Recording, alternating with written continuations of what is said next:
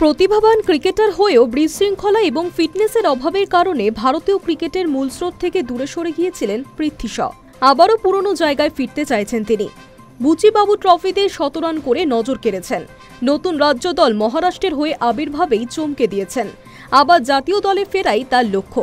১৭ রানের পর পৃথ্বী বলেছেন, শূন্য থেকে আবার শুরু করতে আমার কোনো সমস্যা নেই। জীবনে অনেক উত্থান পতন দেখেছি, কখনো উপরে উঠেছি, কখনো নিচে নেমেছি, তাই আরও আত্মবিশ্বাসী হয়ে উঠেছি নিজের এবং কাজের প্রতি। আশা করি এই মরশুমটা ভালোই যাবে। মাঠের বাইরে পৃথ্বীর বিভিন্ন ঝামেলা এবং উচ্ছৃঙ্খল আচরণের নিদর্শন প্রকাশ্যে আসার পর অনেকেই তার সমালোচনা করেছিলেন, তবে কেউ তাকে সাহায্য করতে এগিয়ে আসেননি বলে দাবি করেছেন পৃথ্বী। তার কথায়, আমি কারোর করুণা চাই না। আগেও দেখেছি এই জিনিস, পরিবারের সমর্থন রয়েছে। যখন মানসিক অবস্থা ভালো ছিল না, বন্ধু বান্ধব পাশে ছিল।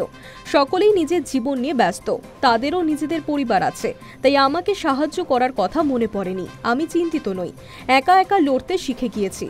সমাজ মাধ্যম থেকে দূরে থাকা এবং খাদ্যাভ্যাসে বদল, এই দুয়ের কারণেই নিজেকে বদলাতে পেরেছেন বলে জানিয়েছেন পৃথ্বী। তার কথায়, নিজের মতো থাকার চেষ্টা করেছি। সমাজ মাধ্যমের জন্য মন যেভাবে বিক্ষিপ্ত হয় সেটা আর চাইছি না। বেশ শান্তিতে আছি। গত ২-৩ মাসে ট্রেনারের সঙ্গে অনেক পরিশ্রম করেছি। নিজস্ব পুষ্টিবিদ রেখেছি, উনি আমার খাবারের পরিকল্পনা বানিয়ে দিচ্ছেন। এই ৩-৪ মাসে অনেক বদলে গিয়েছি। Hi news network.